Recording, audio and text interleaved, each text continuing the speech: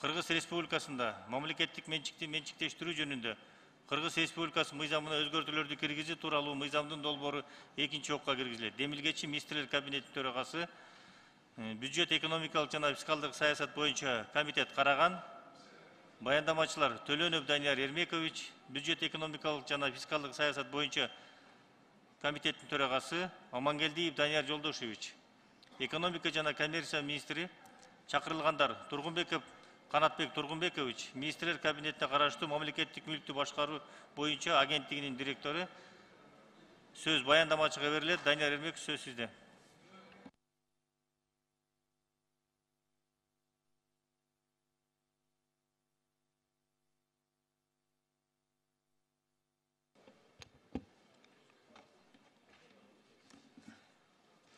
Рахмат. Урматтуу Нурбек Өмүрбекович, урматтуу депутаттар. Аталган мыйзам долбоору сиздердин карооңуздарга экинчи окууга киргизилет. Мыйзам долбоорунун экинчи окууга даярдоонун жүрүшүндө Кыргыз Республикасынын экономика жана коммерция министрлигине жана депутат Сурбалдиевадан сунуштар келип түшкөн. Депутат Сурбалдиевадан мамлекеттин коопсуздугун, экономикалык суверенитети жана улуттук экономикалык кызыкчылыктарды сактоону камсыз кылуу максатында мыйзам долбоорунун 12 беренесинин 1 бөлүгүнүн 4 абзацындагы Кыргыз Республикасынын стратегиялык объекти болуп саналган мүлккө карата террористтик ишти каржылоого жана кылмыштуу кирешелерди легалдаштырууга каршы аракеттенүү чөйрөсүндөгү Кыргыз Республикасынын ыйгарым укуктуу мамлекеттик орган тарабынан түзүлгөн жогорку тобокелдиктеги өлкөлөрдүн тизмесинде ылайык деген сөздөрдү алып салуу сунушталган. Депутат Бекешев тарабынан комитеттин жыйында экинчи окууда мыйзам долбоорунун кароонун жүрүшүндө Кыргыз Республикасынын экономика жана коммерция министрлигинин сунуштарына төмөндөгүдөй сын пикирлер айтылып, төмөндөгүлөр сунушталган. Кыргыз Республикасынын Улуттук банкы мамлекеттик ишкана же мекеме эмес мамлекеттик орган болуп саналгандыктан мыйзам долбоорунун 12 беренесинин 1 пунктун 1 абзацынан ушул берененин 3 бөлүгүнө ылайык Кыргыз Республикасынын Улуттук банкынан тышкары деген сөздөрдү алып салуу. Экинчиси, Кыргыз Республикасынын Граждандык кодексиндеги ченем менен кайталанып жаткандыгына байланыштуу мыйзам долбоорунун 12 беренесинин 1 пунктуна 2 абзацы белгиленген тартипте аракетке жөндөмсүз деген табылган жеке жактар деген сөздөрдү алып салуу.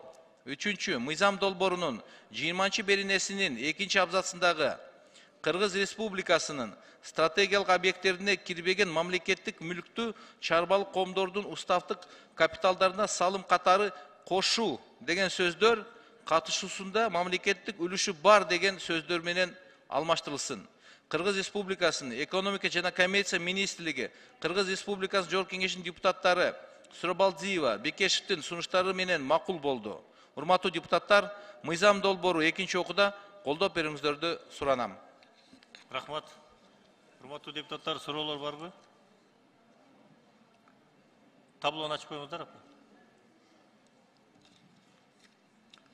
Суроо берүү үчүн Өмүрзаков Сүйүнбек Абдылдаевичке берилет. Рахмат. Нурбек Өмүрбекович, саламатсыздар, урматтуу депутаттар.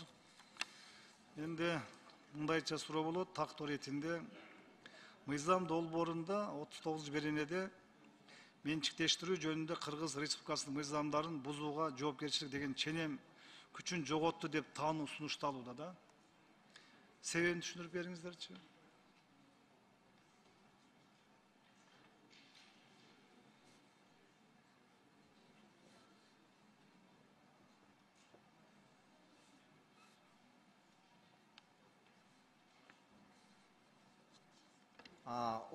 Отуз тогузунчу беренеде жаңы иштелип чыккан редакциясында бул жоопкерчилик кайта кирди.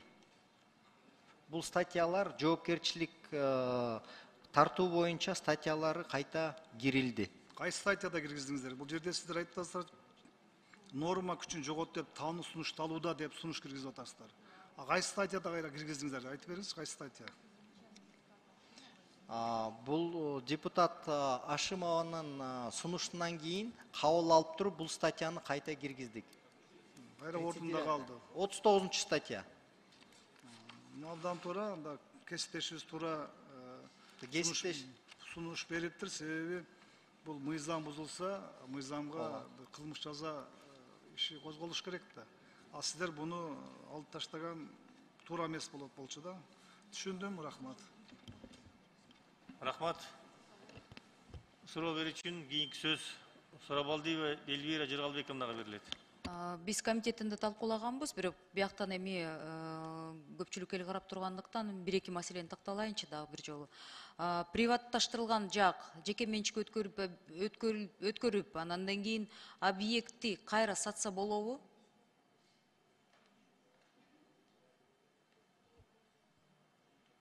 Жооп бересиздерби? Ооба, болот. Приватташтырылгандан кийин ал өз менчигин алгандан кийин аны сата алат. Эгерде ал болсо стратегический объект болуп листке кирбесе, анткени стратегический объектлерди өкмөттөн уруксат алыш керек. Анда арзан сатып алып, анан кайра кымбат кайра сатууга жол түзүп берген жоксуздарбы? Бияктан болсо эки түрү бар да. Бул болсо конкурс, аукцион менен. Эгерде конкурстун ичинде инвестиционный соглашенияда инвестор тартам, иш ордуну кылам деген соглашение боюнча конкурстан жеңип, ошол объектке ээлик кылса, анда ал ошол конкурстун жыйынтыгына аягына чейин чыгармайынча ал сатууга укугу жок. Мен коллегаларым туура суроо берип атат. Приватташтырып алгандан кийин иштете албай банкрот болуп калса, жоопкерчилик кандай деп. Мен да ушул маселеге жоопту күтөт элем да. Кандай жоопкерчиликке тартылат? Бул эгерде ал конкурстун же приватизациянын бүт шарттарын ашырса, андан кийин ал бир нече себептерден ишти жүргүзө албаса, ал обычный гражданский кодекс аркылуу банкротство болот.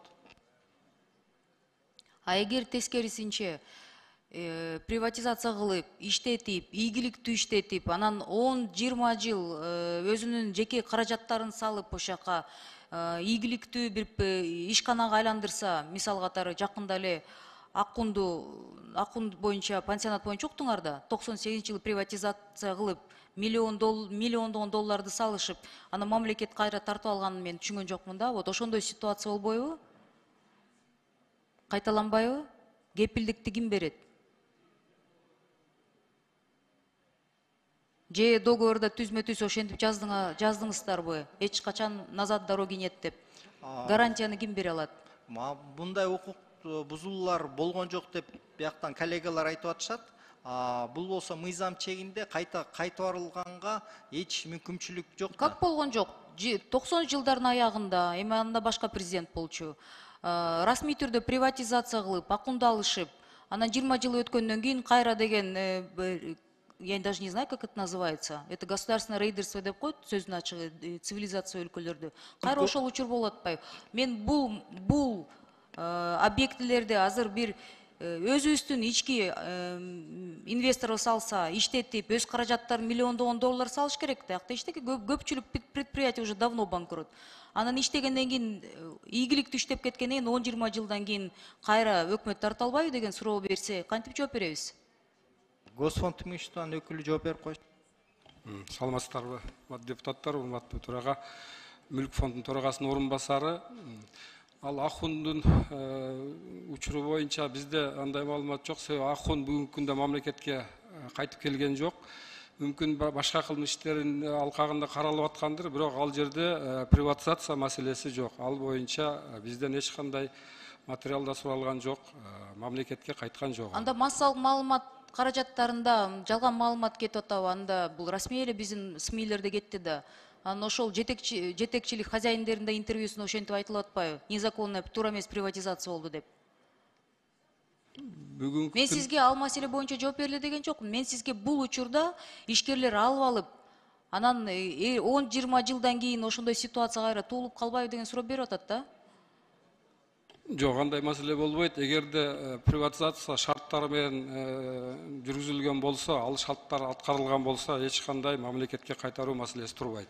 Договорда ошол шарттар жазылдыбы, кантип жазылды? Алуу Айтып бересиздерби? Договор купли продажи түзүлөт, ал жерде шарттары болот. Жок, түзүлөт эмес. Азыр айтып берсеңиздер, договорда ушул жактар кантип кепилдиктер жазылган? Ал обычный Арзан сатып алып, кымбат перепродажа болбойт деген. Бул кайсы эмне договорда кайсы пункт менен ошол кепилдик жазылган? Андан кийин ийгиликтүү ишканага айланып, $1,000,000 салып, анан дагы келечекте өкмөт тарта албайт деген, ошондой ситуация болуп калбайбы дегенде, кепилдик дегенде кантип договорда жазылат? Мен ошол договорду да көргүм келет эле да. Барбы? менчиктештирүү мыйзамынын негизинде мамлекеттик мүлк кайсыл тарапка сатылбасын, ал бүгүнкү күндө базар баасында сатылат. Ал баалоочу, көз карандысыз баалоочу компаниялар аркылуу, конкурс аркылуу тандалып, ошолор баалайт. Бүгүнкү күндөгү базар баасында бааланып, Мен анан сизде сатылат. договордун пункттарын сурасам, сиз мыйзамды алып келгенден кийин договор уже жазылган болуш керек да. Ошол окуп коесуздар пункттарын деп суранган элем да. Жокпу? Договорго жазылбайт, ал сатылганга чейин бул мыйзамдын негизинде сатуунун шарты ошондой да, себеби базар баасында сатылыш керек. Мыйзамда ошентип жазылган. Менчиктештирүү мыйзамында. Азыр договор жок, Бүгүн ал договорго ал жагы каралбайт. Себеби аукцион жүрөт, конкурс жүрөт, рыноктук баада сатылат. Арзан сатылып кетиши мүмкүн эмес да. Рахмат. Кийинки сөз Жумабеков Дастанбек Артисбековичке берилет. Данияр Эмеркович барбы бул жерде?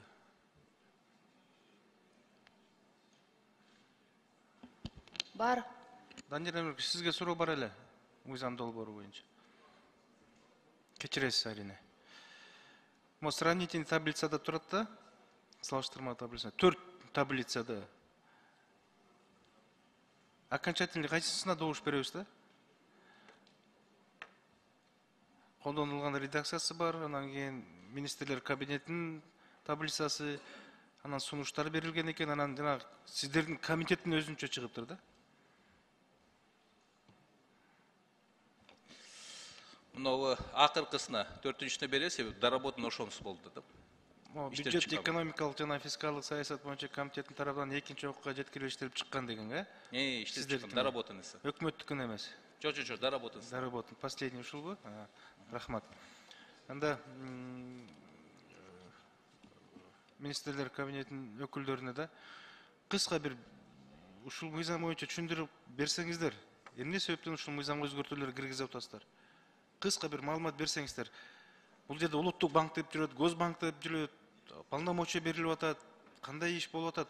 Маалымат берсеңиздер, депутаттар угуп алалы.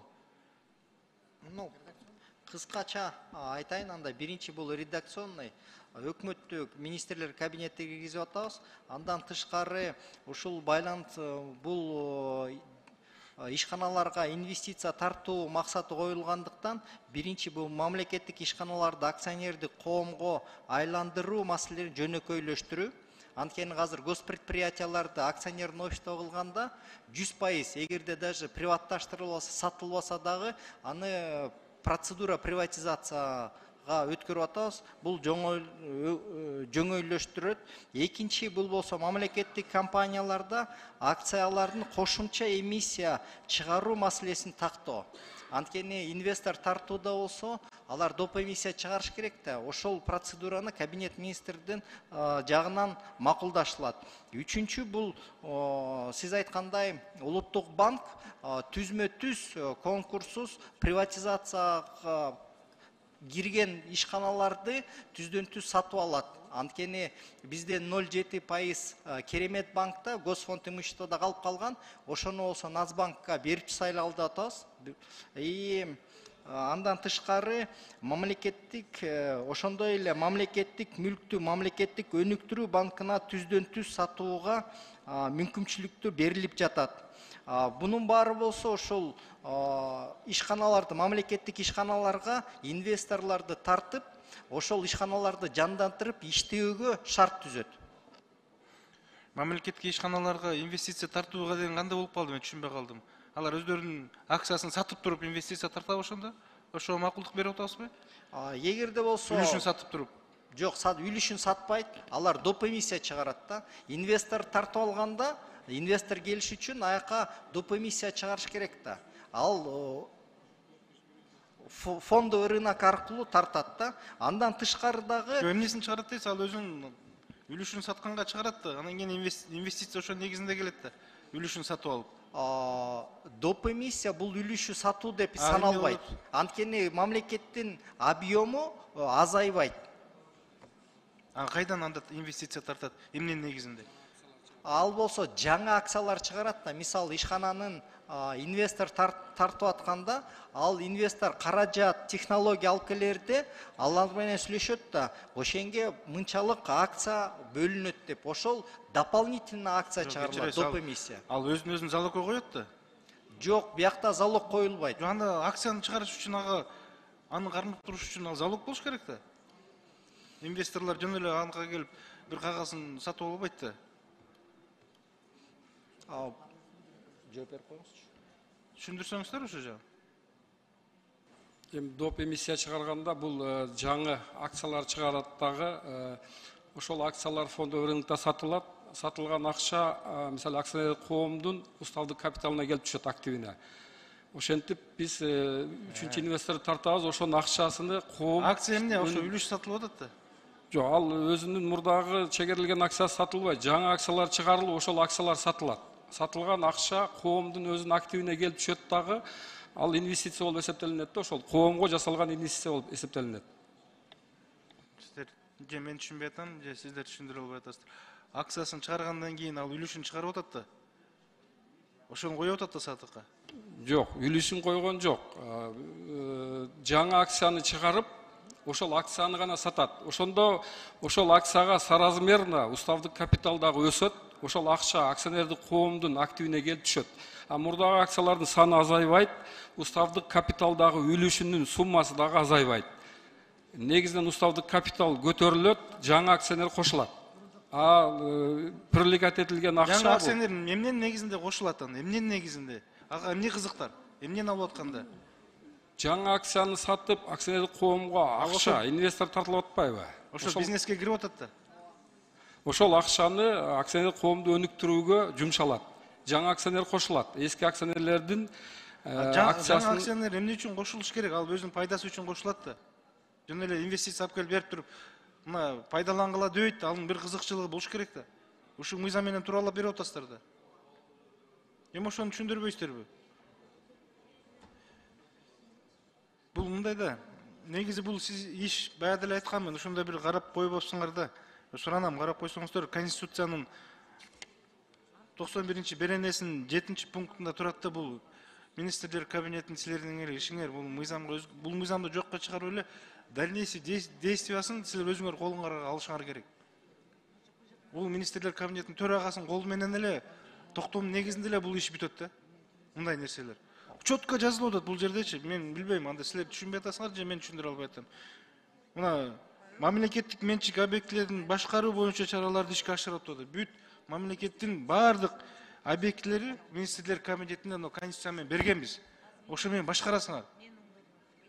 Бул жерге мыйзамдын өзгөртүүнүн кереги жок. Бул мыйзамды жокко чыгарып койсок деле болот. Мына башында жазыпсыңар го өзүңөр түшүндүрмөсүн. Ошого алып барсаңар иштин жүрүшү эффективдүү болобу дейт элем да менчи. Азыр монтип мыйзам калып отурса убакыт деле өтүп атат. Конституцияда жазылды, ошону аткарыш керек болду. Туура, Дастан Артысбекович, абдан туура айтып атасыз. Ошону эле мыйзамга азыр көрсөтүп атабыз. Уруксаты жок эле өзлөрүгө мүмкүнчүлүк берип атабыз, жөнөкөйлөштүрүп атабыз. Анан дагы жөнөкөйлөштүрүп айтып дебедизби? Бул жерде эң негизги айтылбай калган нерсе коррупцияга каршы дагы кыймылдар болуп атат. Анткени себеби мүлктүн баасын төлөбөстөн эле башкарууга алып же ижарага берип төлөм акысын кийин алуу деген принцип бар эле, ошону алып салып атабыз. В аренду с последующим выкупом деп туруп эле, может быть, туура эмес мыйзамсыз иштерге ал да жоюлуп атат. Ушундай кадамдарга барып атабыз. Рахмат. Рахмат, кийинки сөз Кожокулова Гүл Ахматкуловнага берилет. Рахмат. Я вообще хотела бы узнать, какая цель перекраивания, да, и изменения, вносимые вами в этот закон? Знаете, вообще столько там коррупционных схем вообще прописано. Я не могу понять, в чем цель?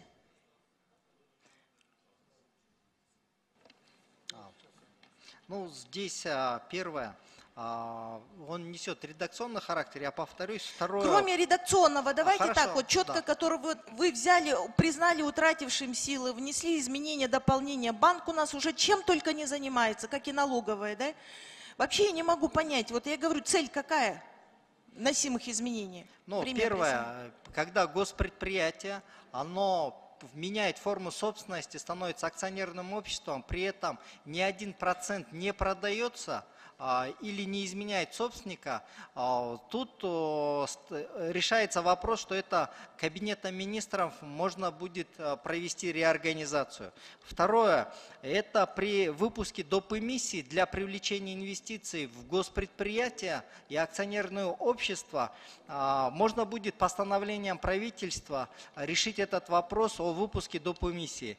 Третье, это когда объект госсобственности пройдет процедуру согласования с Джооркенешем, и он попадает в процесс приватизации, Вы то извините, дается национальному вы извините, банку. я вас перебью. Да? Вы можете коротко сказать? Цель вносимых вами изменений – это получить и пополнить казну, правильно? Не только. Не Здесь, только? Не только. Здесь стоит задача в первую очередь повысить эффективность госпредприятий, акционерных обществ путем возможности расширения их функционала и возможности привлечения инвестиций и внедрения корпоративного управления в эти предприятия. Знаете, привлечением инвестиций здесь вообще не пахнет. Возьмите статью 12, посмотрите, пожалуйста. Давайте. Значит, покупатели государственного имущества. Вы там пишете, значит, вносите юридические лица, индивидуальные предприниматели, находящиеся в процессе, значит, прекращения деятельности и банкротства. Как вы определите о том, что идет процесс прекращения деятельности? Банкротство, понятно, оно официально объявляется и так далее. Вы знаете, мы определяем те предприятия, которые не могут участвовать в приобретении. Это те предприятия, которые находятся в процессе банкротства. Они уведомляют... Процесс банкротства, он отдельно прописан. Я говорю, процесс прекращения деятельности написан. В процессе ликвидации она определяется органом выпиской. Уважаемые, в законе написано прекращение деятельности. Вопрос не ликвидации. Две большие разницы. Дайте мне ответ нормально. Потом, значит, в этой же статье при приватизации акций банков и других лиц. Каких лиц? Еще раз. Поднадзорны Нацбанку. Какие лица поднадзорны Нацбанку? Одну минуточку. Часть 4, статья 12. Вот знаете, вот таких вот непонятных мин замедленного действия очень много в законе. И у меня возникает много вопросов. Статья 14. Методы приватизации. Вы признаете утратившим силы, значит, передача в управление с последующим выкупом. Признаете утратившим силу очень много вот моментов, да, которые четко не прописаны. И не обосновываете. При этом в других статьях оно четко сидит. Это было замечание Нацбанка, что они будут при списке приобретения порогов, и мы его учли. Знаете, я бы Да, хотела... ломбарды, обменки. Ага, ломбарды, обменки, они тоже будут приватизированы? Если это касается только госбанков. Ну вы же сами себе противоречите. Вот понимаете, почитайте, пожалуйста, эту статью нормально. 12 статью откройте.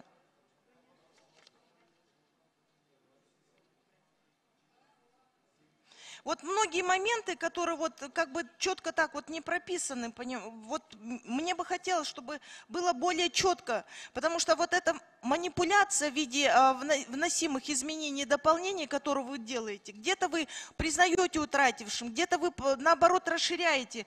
Вот это вот метод приватизации, значит, продажа, прямая продажа является методом приватизации и так далее, да? А в самом начале вы противоречите, что не должно быть метода продажи, должно быть только методом приватизации.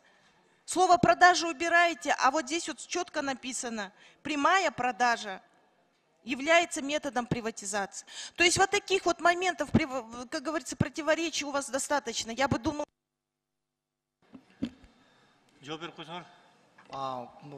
Те пункты, которые вы в 12-м указали, они были проработаны и согласованы с Национальным банком.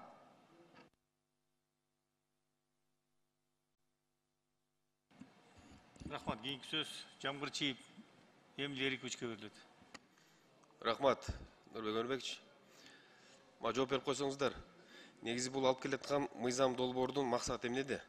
Эмнени алып келатасыздар? Кыскача эле, көп нерсени айтып кереги жок. Эки сөз менен эле кыскача. Биринчи бул болсо госпредприятиялардын эффективдүүлүгүн көбөйтүү, аларга мүмкүнчүлүк инвестор тартып, ошол ишканаларды өнүктүрүүгө шарт түзүү. Экинчи бул болсо коррупционный механизмдер бар болчу, бул болсо аренда с последующим выкупом деген методдорду ошолорду алып салып атабыз. Коррупционный механизмдер деп айтып калдыңыз, анда мындай суроо да сиздерге.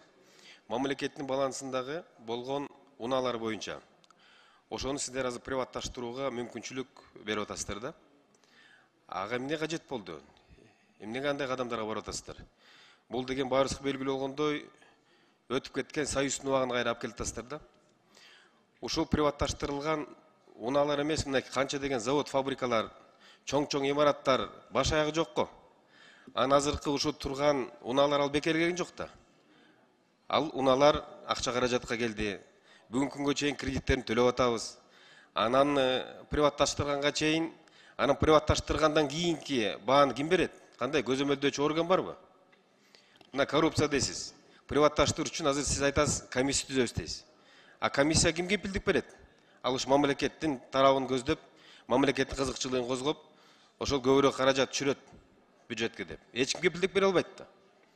А буга чейин мынакей аукционго коюп татынакай. Элге жарыялап, анан базардын баасы менен алчы да. А сиздер азыр кайкап келатасыздар. Сиздер бул мыйзам долбоору менен түздөн түз ошо коррупциялык элементке так даанасын алып келатасыздар. Бул жанагы унаалар гана жөнүндө мен айтып атам да. Калганы көп кунткой окуган жокмун. Ошого тагыраак жооп бериңизерчи. Эмне анча кажети болуп атат? Сурооңузга рахмат, Эмиль Эрикович.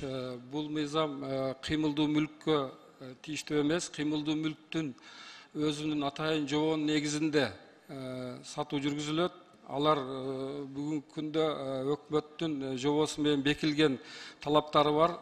То есть срок службы деген аларды көз карандысыз баалоочу компаниялар аркылуу бааланып, сатылып, андан түшкөн каражат бюджетке кетет. Кандайча бул мыйзам капталган эмес? Кыймылдуу мүлктү деп турбайбы? Я. Автотранспорттун бул жерде тиешеси. Карап көрсөңүздөр. Кроме Кыймылдуу мүлк боюнча сиздер приватташтырууга жол ачып келе атпайсыздарбы?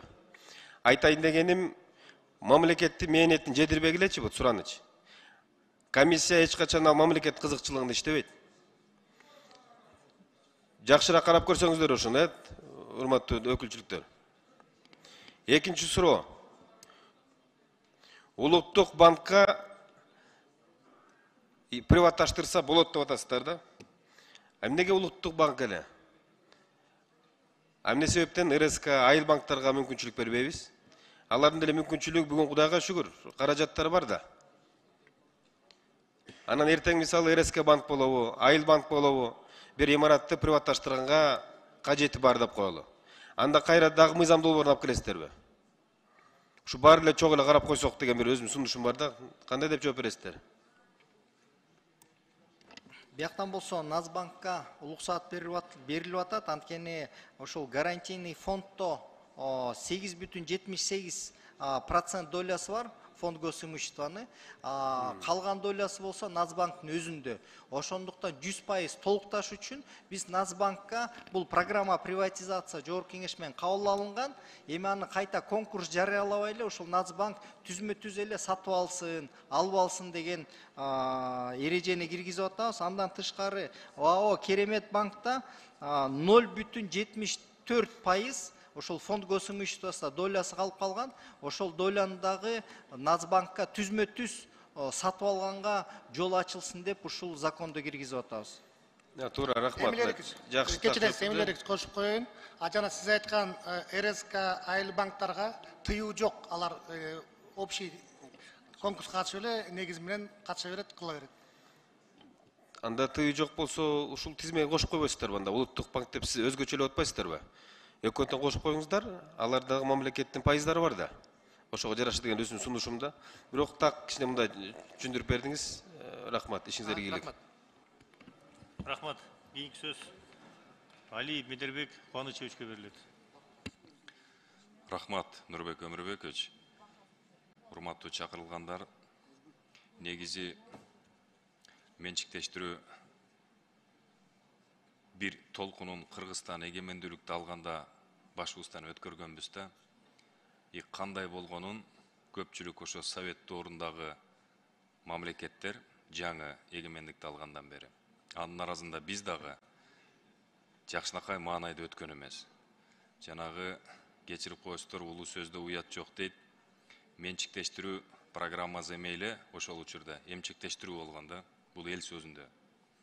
Себеп дегенде өтө одоно копол түрдө мыйзамды бузуу менен Союз убагында маңдай тери менен салынган завод, фабрика, илимий мекемелер бардыгы бесценкага, болбогон тыйынга бир заматта алып сатар коммерсанттарга өтүп кетти да. Бир заматта байып кетишти ошолорчу, элдин малкын, мүлкүн менчиктештирүү процедурасы мененчи. Өттү жапайы капитализмдин ыкмасы менен. Анан эми албетте азыр логикалык түрдө ой келет. Кудайнын бетин ар кылсын, дагы ошондой болуп кетпейби деген. Ошону комиссия чечеби азыркы бүт менчиктештирүү дагы процедурасын.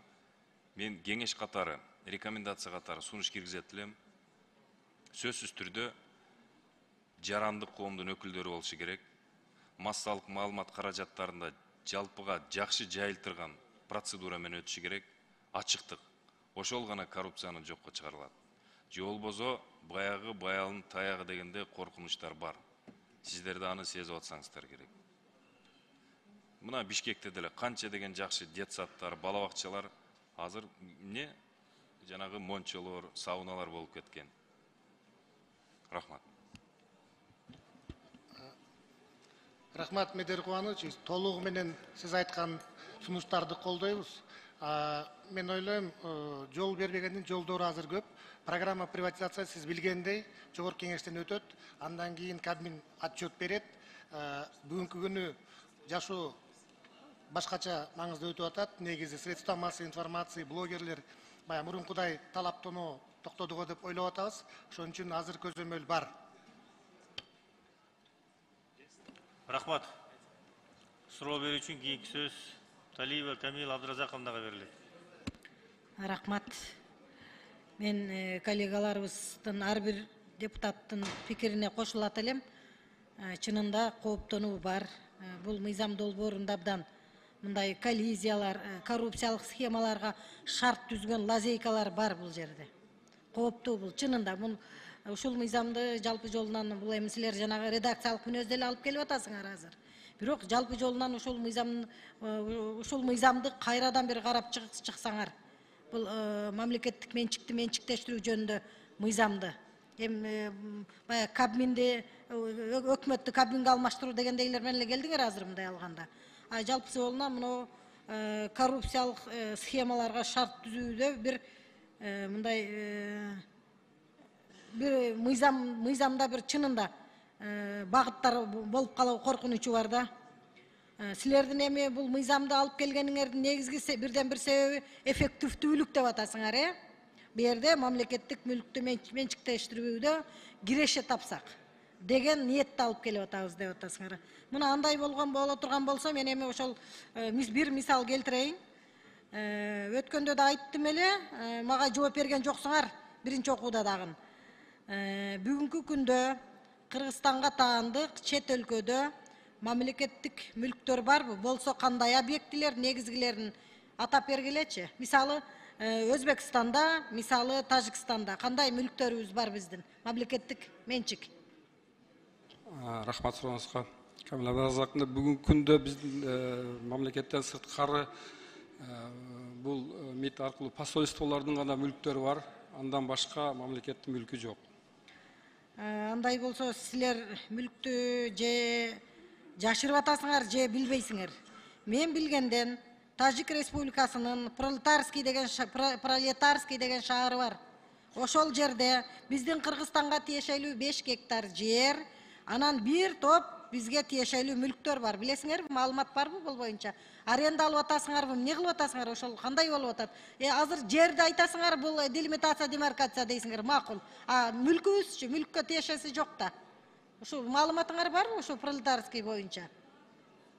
Камил Абдыразаковна, мурдагы бергенсиз, биз ушунун үстүнөн иштеп атабыз. Сиз айткандай эле ошол жер боюнча маселе бар экен, ал ошол демаркация менен делимитациянын алкагында чечилет деп атат. Башка мүлктөр боюнча бизде пока данныйлар жок. Архивден карап атабыз, сиз айткандан кийин. Бул жер талаш жерде. Булардын абдан бизге тиешелүү складтарыбыз болгон. Складтардан канча мындай товарлар кирип чыгып, биздин ал жерде эбегейсиз мүлктөр болгон. Муну же мамлекет унутуп калды, же арендага берип кимдир бирөө бул жерде жыргап атат да.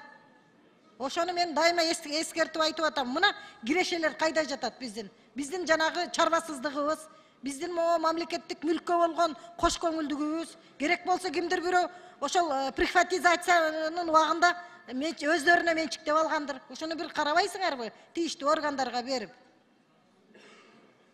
Мен ушу тапшырма берет элем, протоколдук бир поручение берсек, ушул боюнча бир иликтеп бергилечи, жообун бергиле бизге. Алмаз Акунжанович, ушул Пролетарский шаары боюнча маалымат тактагылачы. Бул мамлекеттин мүлкү.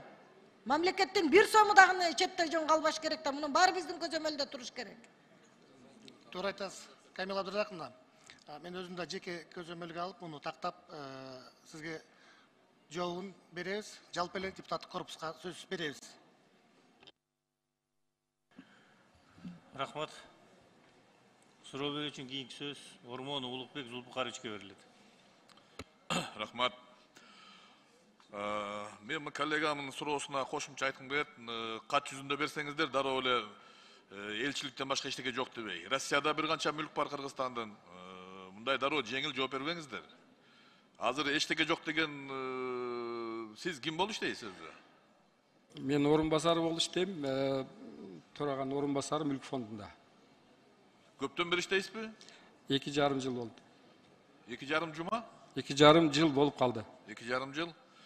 Мына бул дагы ушул биз кадрларды тез алмаштыргандын кесепети да. Мамлекеттик мүлк дегенде биз толук бир маалымат болуш керек. Ошону так берип койсоңуздар. Экинчиси, мына жакында эле биз программаны кабыл алганда каприздин дагы бир кандай процентин сатка коюу боюнча чечим кабыл алып бердик, пансионаттын. Ошол эле учурда Карвен 4 сезондун 33% 20-жылы мамлекетке өткөн. Эмнегедир 23-жылга чейин аны өзүңүздөр албай жүрүпсүздөр. Эмне себеп буга? Туура айтасыз, Карвен 4 сезондон 33,3% 20-жыл соттун чечимдери чыккан экен. Андан кийин дагы соттук териштиримдер бүтүп, сот аткаруу барагы бизге фонд, мамлекеттик мүлк фондунда 22-жыл сентябрь айында келди. Биз ошол аткаруу барагынын алкагында январдын башында оформить этип, биринчи участниктердин собраниясын өткөздүк. То есть 18 январдан баштап 33%га официаль регистрация кылып ээ болдук. Бул өтө таң калыштуу. 10-июнь 20-жылы мамлекетке өтсө, 2 жыл кагазын жолдо жүрдүбү?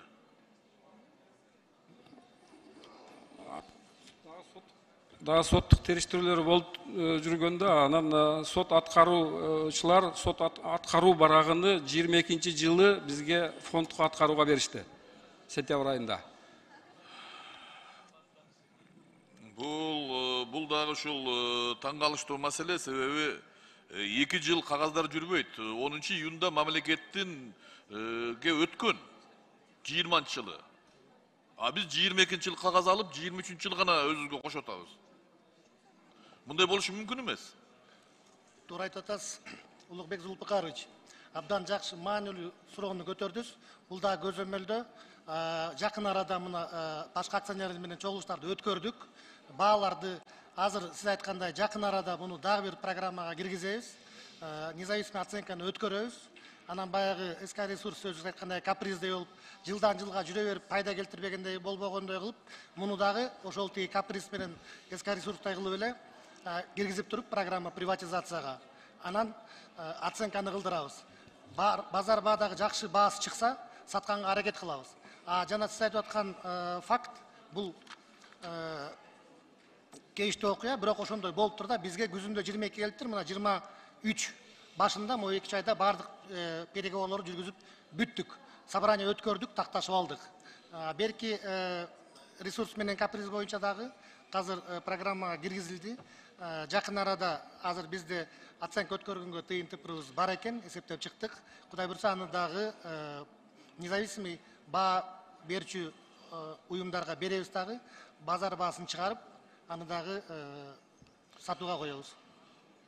Бул бүттүк дебешиңер керек. 2 жылкы, ушул 2 жылдык мамлекетке төгүлө турган салыктардын баарын алышыңар керек. Кирешесинен бери. Себеби 1 жылдык эле төккөн салыгы 49 миллион түзүп атат. 33%ыңарды демек киреше жагынан ошол 2 жылдык 20-жылдан баштап кирешени алыш керек мамлекетке. Мен бул боюнча официалдуу кат күтөм сиздерден. 33%ды кантип башкара алып атасыңар эми? Мына 33%дын ээси болуп калдыңыздар. 33% менен өзү бу жерде 3 акционер болдук, ошондо мамлекеттик мүлк фондунун 33,3% жана 2 башка акционер. Биз март айынын башында биринчи акционерлердин жыйынын өткөзүп, 22-жылдын бюджетини карап, 23-жылдын бюджетин бекиттик. Бүгүнкү күндө кадыресе акционер болуп жумушубузду баштадык 18 январдан баштап. Анан сиз айткан эмеңизге кошулам, 20-жылы чечим чыккан, бирок мамлекеттик мүлк фонду соттун чечимдери бизге официалдуу түрдө сот аткаруучу аркылуу келгенден кийин гана биз иш аракетибизди баштайбыз, Улукбек Зулпукарович. Ага чейин биз ал кылмыш ишин алкагында кирише албайбыз, бизден көз каранды эмес. Улукбек Зулпукарович, бирок сиз абдан соң дагы бир туруп айттыңыз. Мен чогулушта прям буквально позавчера ушул боюнча сүйлөшкөндө задачаны койдук. Жанагы сиз айткан сот чечими чыккан жылдан баштап киреше алып бөлүгүнүн дивидендтерин алганга аракет кылып, ошол жагдайды да сотко беребиз деп сүйлөшүп атабыз азыр. Эми аны кандай утуп чыгабызбы, утуп чыкпайбызбы билбейм, бирок ал задача коюлду. Туура айтасыз. Мен да бир айтып коеюн, мен 33% деген бул аз эмес, ошондуктан башкаруу жагына дагы өзүңөрдүн кишилерди киргизип, ал жерден контролго алыш керек. Экинчи маселе, мына Чыңгыз мырза айттыңыз, 0,78% Керемет банктыкын түзмө-түз улуттук банкка берүү үчүн гана неме кылды, киргиздик деп айттыңыз да, туурабы? Ооба. Эмне мурда улуттук банктын жетекчилерин Керемет банк боюнча камалганы аз болуп атабы? Эми буларды да каматалып атасыңарбы? Жок.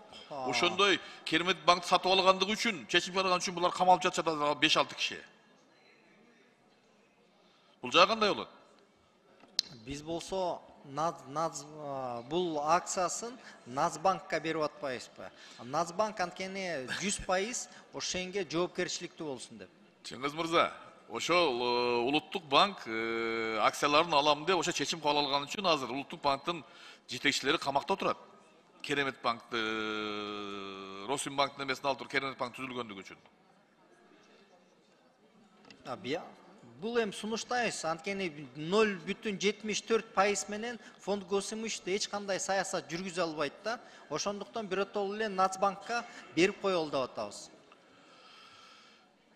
Улуттук банкты биз мындай бир жеңил неме көрүп алдык да, сатып ал, анан кийин бул жагы бир чөндөктөн бир салып кой деген немеге айландырып алдыңар. Бул туура эмес негизи. Айтсаңыздар, мына 4-чү пункт киргизип атасыңар. Кыймылдуу мүлктү биз жөн эле сата беребиз деп. Бул не деген өзү?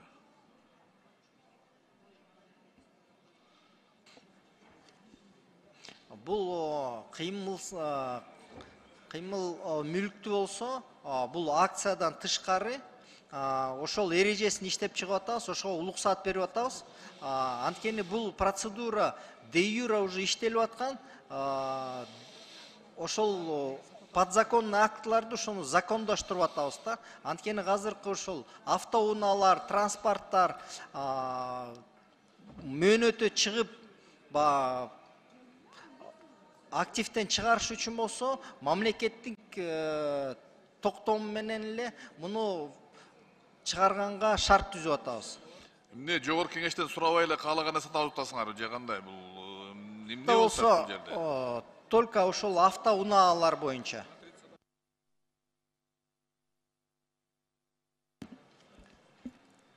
Рахмат. Суроо берүү үчүн кийинки сөз Мадумаров Адахан Кимсанбаевичке берилет. Мадумаров, Бүтүн Кыргызстан. Урматтуу кесиптештер. Мен айта турган сөздөрдүн көбүн биздин кесиптешибиз Алиев мырза айтып өттү. Мен бир суроо берем, андан кийин пикиримди айтам. Кимиңиздер жооп бересиздер, караңыздар. Өзгөчө менчиктештирүү усулдарын колдонууда коррупциялык ченемдерди алып салуу деп атасыздар. Кайсы учурларды алып салып атасыздар? Кайсы бириниде, кайсы пункттар ушулар? Айтыңыздар.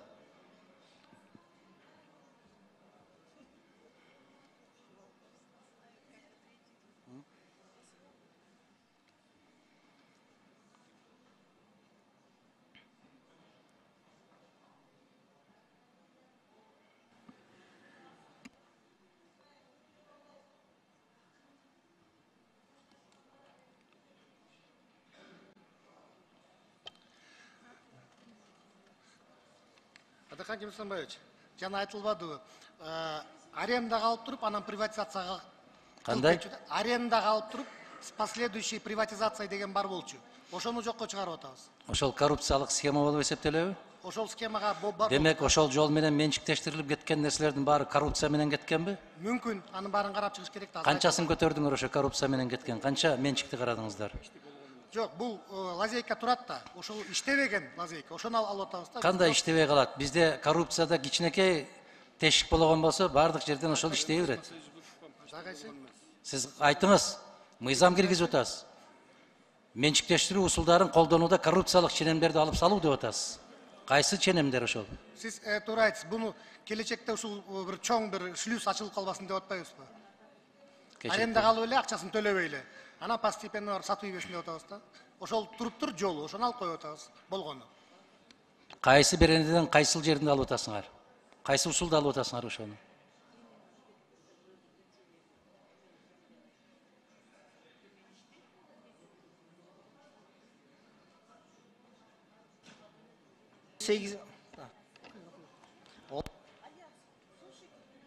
Он 18 берени кийин сатып алуу менен башкарууга берүү. 19-чу кийин сатып алуу укугу менен ижарага берүү. Ушул 2 статьяда.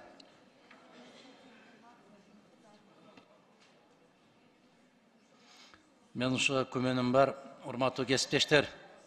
Биз көңүл бурушубуз керек. Бул маселе жөнөкөй маселе эмес. 30 жылдан бери Кыргыздын канын соруп келаткан маселе ушул менчиктештирүү маселеси. Биздин 100 миңдеген жарандарыбыз сыртта, Россияда, башка жака кеткендердин кесепети ушунун кесепети. Бүтүндөй баары жумушсуз. Могул жигиттер азыр жооп берип атат. Эффективдүү башкарыш үчүн деп. Кайсы мамлекеттик мекемени менчикке бердиңер, ал эффективдүү иштеп кетти, айткылачы.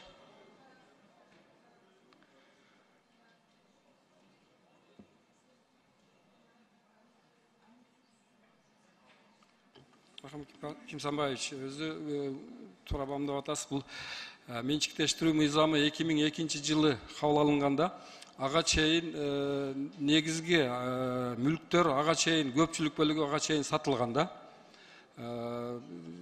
целом 7400дөн ашык объект сатылган, алардын дээрлик көпчүлүгү ушул мыйзам кабыл алынганга чейин сатылган. Бул 2002ден бери ушул мыйзам жөнгө салат менчиктештирүүнү. бүгүнкү күнгө чейин ушинтип бүгүнкү сиздерге сунуштап атканга окшогон өзгөрүүлөр абдан көп болгон. Ошолордун арасында мына азыр дагы эки методдорду алып салып дагы ушундай бир кээ бир мүчүлүштөрүн жок кылуу аракеттери болуп жатат да бул жерде. Анан негизинен сатылган объектилер бүгүнкү күндө иштеп аткан объектилер да бар.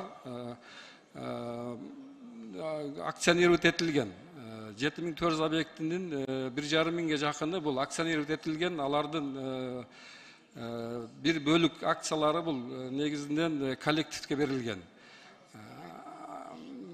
Мыкты иштеп аткан үчөөнү атаңызчы. Эми менчиктештирүү деп бул акционировать этилген дагы эсептейбиз. Мисалы үчүн аэропорт Манас бүгүнкү күндө мамлекеттин менчигинде турган акционерлик коомдор дагы булар менчиктештирүүнүн негизинде акционировать этилген. Алар мамлекеттин менчиги болгон, кийин акциялаштырылган. Ошо окшогон компаниялар бар. Мисалы үчүн Кыргыз Алтын, Аэропорт Манас, Кыргызнефтегаз окшогон бүгүнкү мамлекеттин карамагындагы акционерлик коомдор. Манас аэропортунун канча пайызы социалдык фондко тиешелүү бүгүн? Манас аэропортунда мамлекеттик мүлк фондунун 79,05% мамлекеттик мүлк фондунда, 8% социалдык фонддо. Урматтуу кесиптештер, биз өткөндөн сабак алышыбыз керек, кайра күйөө бербешибиз керек. Мамлекеттик мекеме ишкананы эгер иштете албай атса, анын жетекчисине чара колдонуу керек. Мына ушундай маселе коюш керек. Сенин башың жетпей атат, сен иштете албай атасың, ошон үчүн менчикке берем деп отуруш бул чабалдык. Мамлекеттин менчигинде стратегиялык мекеме ишканалар калуусу зарыл, абзел. Бул бир жагы. Экинчи жагы, мына бүтүндөй мамлекеттик ишканалардын баарын менчикке берип салганын кесепетинен эмне кейипти кийип отурабыз бул дагы. Эми азыр болор болбос нерселер калды, ошолорду дагы менчикке берели деп ар бир келген бийлик шашылып бирдемени жулуп калгысы келет да. Бирдемени сезген учур башталат, ошондо анан эптеп бирдемени кымтып калгысы келет да. Мен кесиптештер сиздерге кайрылам. Берип аткан сурооңуздар абдан так, абдан туура маселе көтөрүп атабыз. Эми чечимге дагы ошондой мамиле кылып коюшубуз керек. Бул маселени биз колдоого албашыбыз керек, токтотушубуз керек. Мына ушуга чакырам мен сиздерди. Рахмат. Башка суроом жок, себеби баары бир жооп ала албайм.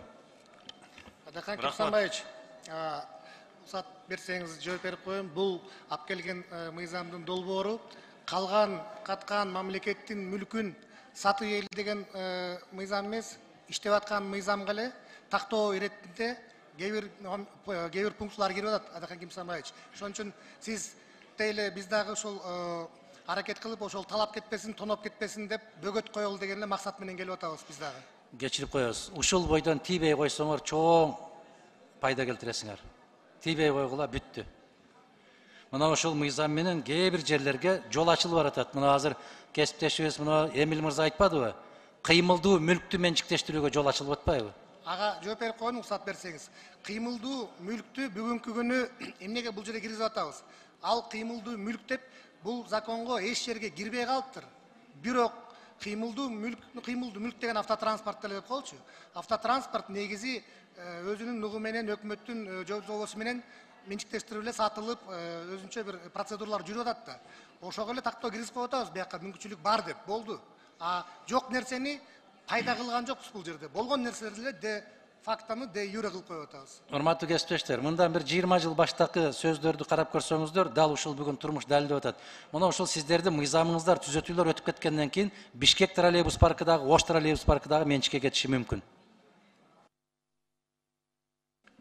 Рахмат. Кийинки сөз суроо берүү үчүн Ашимова Динара Ашимовнага берилет. Что-то здесь игра какая-то идет. Динара Ашимовна, сиз. Ой, кечирип коесуздар. Саламатсыздарбы?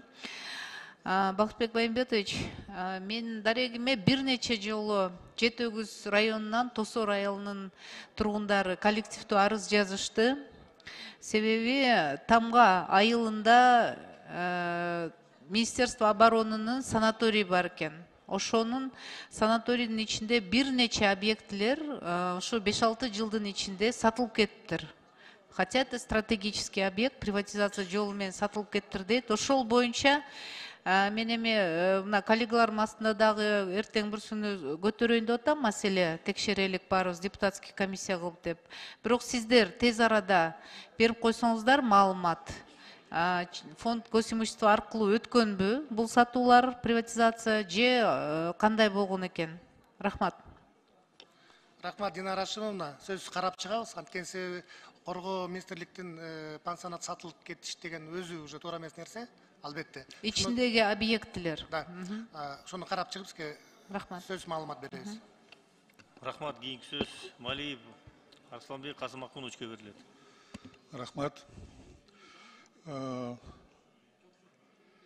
Мына каттар орусча жазылып калыптыр, ошон үчүн мен бир суроону орусча берейинчи. Канатбек Тургунбекович, вы с какого периода работаете? Бир 20 күнгө чыга элек го дейм. Кайсы мезгилден ушул должността иштеп атасыз? 2 жума. Жок, числосун айтыңыз.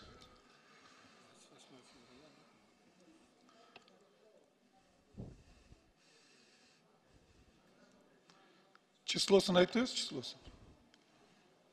Кайсы мезгилден, кайсы? По-моему, 1 март или 27 февраль, 27 февраль. 27 февраль, тактап беришти. 27 февраль. Анда сизге суроо. Муну сиз приказ чыгарыпсыз 27 мартта. Мен болсо бул маселе боюнча Жапаровго киргем. Анан сурангам, ушул техпаспорт жасап бергиле депчи, Союз киргизских обществ дружбы дегенде. Бирок паспортты жасап силер, техпаспорт жасаттырып. Эмнеге жасаттыргам? Себеби налог төлөш керек на имущество и земельный налог. Ошону төлөйлүк деп паспорт жасаттыргам, ошол жакка кирип. А силер болсо паспортты алып өзүлөргө алып алдылар, так? Жасаттырып. Бул кандай деген нерсе? Мыйзамсыз иш жасап атасыздар. Мына мыйзамсыз иш дегеним Тургунбекович. Себеби Жогорку кеңештин токтому бар.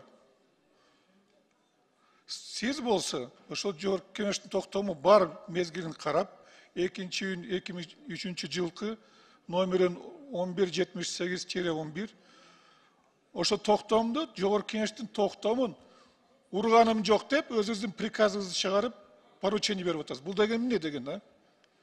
Кандай баласы болот сиздин ушул ишиңизди?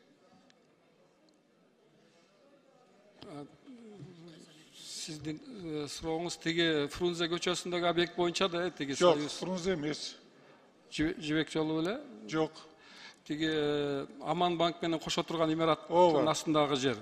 Бул жерде өзү укук таануучу негизги мурдагы токтом бул мамлекеттин менчиги экен да. Анан башкага каттай албаган үчүн бүгүнкү күндө мамлекетке каттаганбыз да ал жерди. Жок, туура эмес да. Силер токтом турбайбы? Жогорку кеңештин токтому турбайбы? Силер ошого карабастан мүлк фондунун же болсо азыр ошол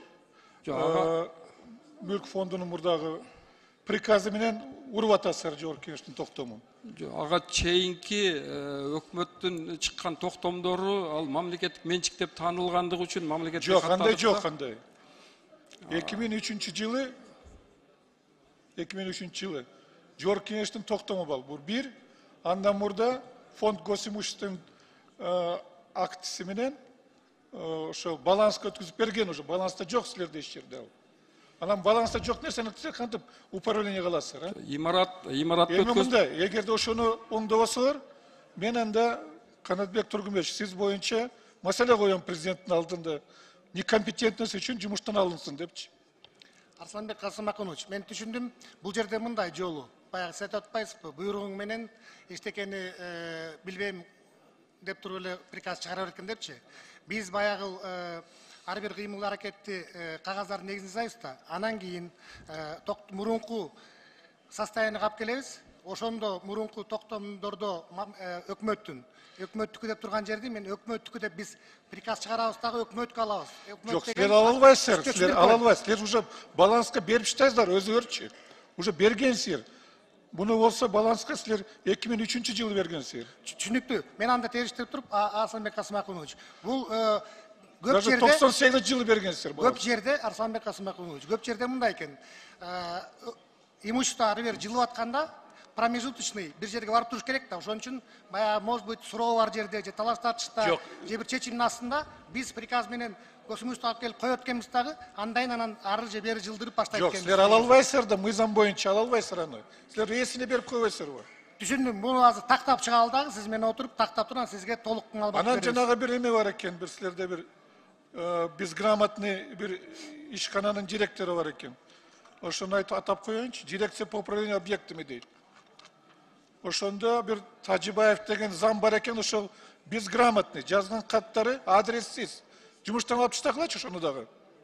Давайте. Бул маселе боюнча дагы карап туруп, биз баа беребиз да, сизге маалымат беребиз сөзсүз түрдө. Ортоңку трибунага чыгып айтып коесузбу? Жазылыңыз анда.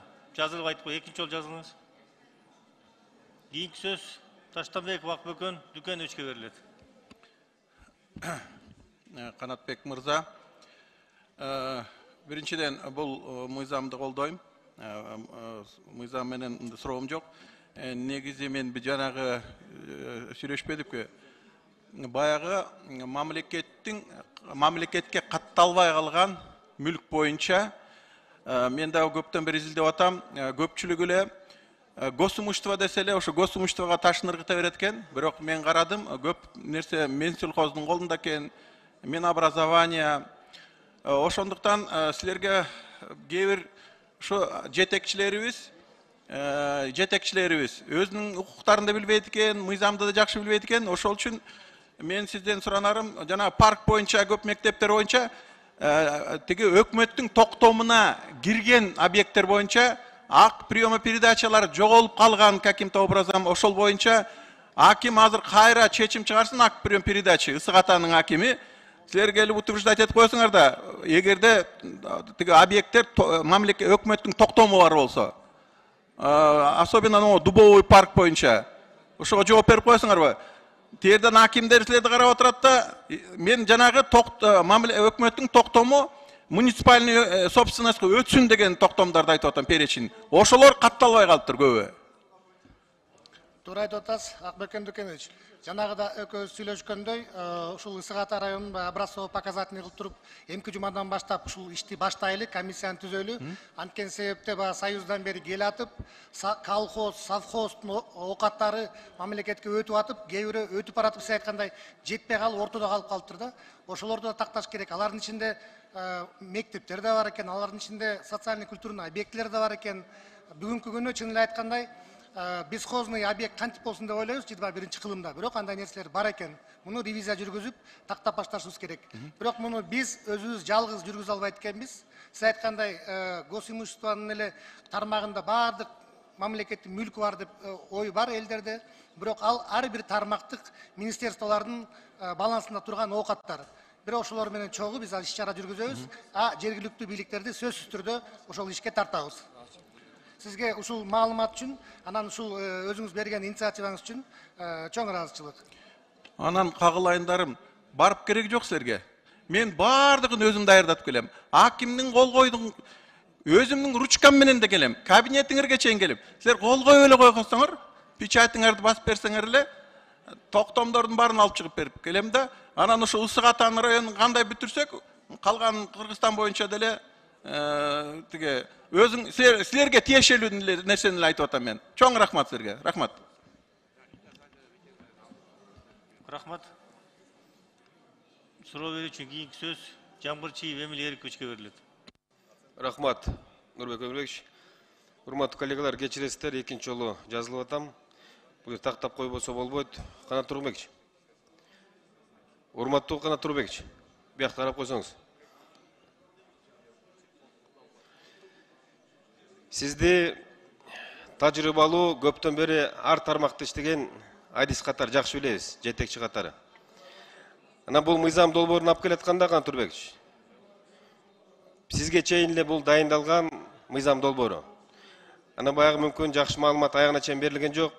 Бирок тилекке каршы ушул жаныңызда отурган орун басарыңыз мына карандай калпты сүйлөп могул жерде айтып атат. Кыймылдуу мүлк боюнча аукцион аркылуу, конкурс аркылуу өткөрөбүз деп атат. Могул жерде мынакей так жазылып турат, 4-беренесинде. Birinci беренин 4-cü bölüğünde.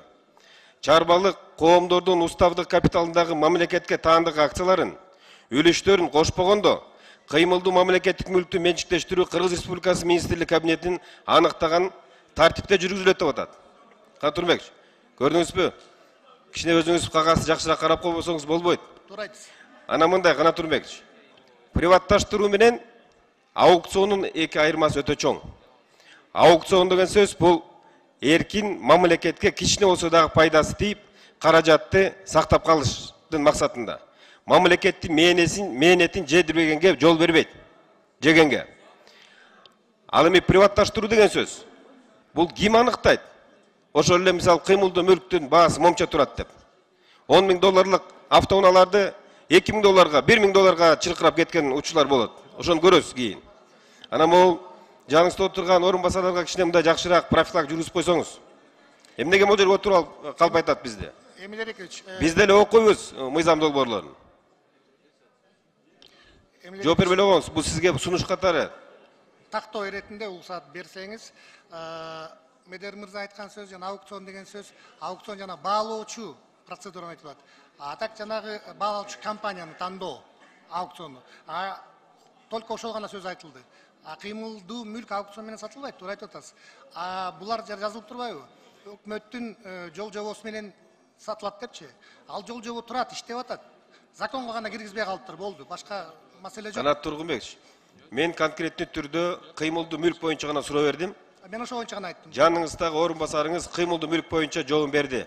Ооба, аукцион боюнча болот деп атат. Жок, баалоочу компанияны аукцион боюнча тандайбыз дагы, анан өкмөттүн жол жобосу менен сатылат. Бул жерге келип атпайбы приватташтыруу деп? Канат Тургунбекович, кандай карап койбойсузбу мыйзамды?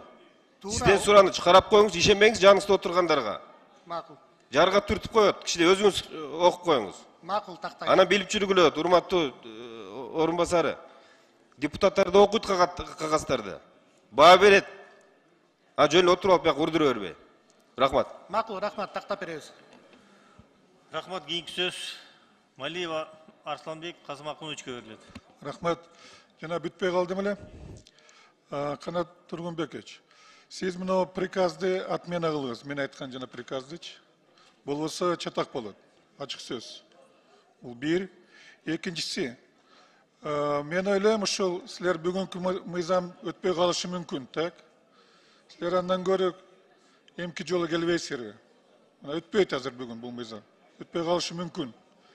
Анан өтпөсө 1 жылга каласыздар дагы. Ошон үчүн мен айтып коеюн деп атам да ушул. Алмаз иним сизге да айтып коеюн деп атам. Ошону карап туруп алып таштабайсыздар маселени. Бир эмки жолу келип карабайсыздарбы?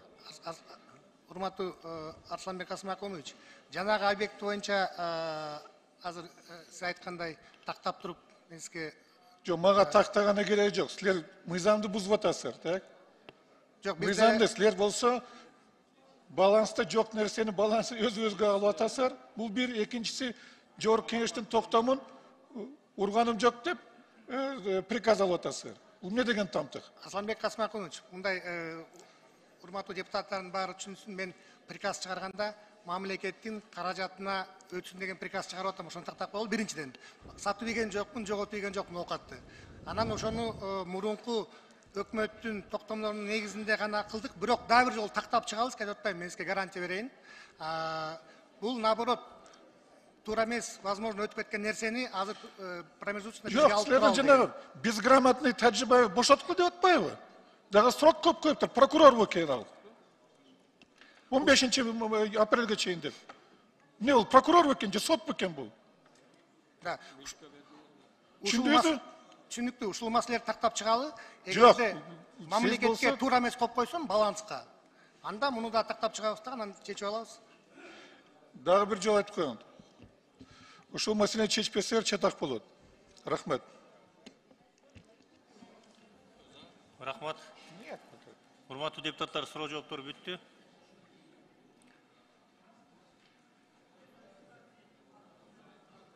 Комитеттин корутундусун окуу үчүн бюджет экономикалык жана фискалдык саясат боюнча комитеттин төрагасы Төлөнов Данияр Эрмековичке сөз берилет. Рахмат. Комитеттин корутундусу Кыргыз Республикасында мамлекеттик менчикти менчиктештирүү жөнүндө Кыргыз Республикасынын мыйзамына өзгөртүүлөрдү киргизүү тууралуу Кыргыз Республикасынын мыйзам долбоору жактырылсын жана экинчи окууда кабыл алуу Кыргыз Республикасынын Жогорку Кеңешине сунушталсын. Рахмат, урматтуу депутаттар, добуш берүү болот азыр. Аппарат каттоону ачып коюңуздар.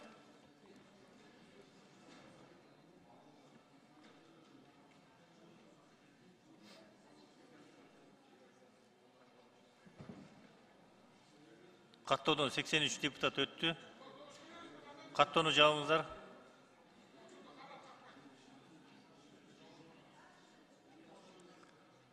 Аталган мыйзам долбоорун, урматтуу депутаттар, добушка коем, добуш бериңиздер.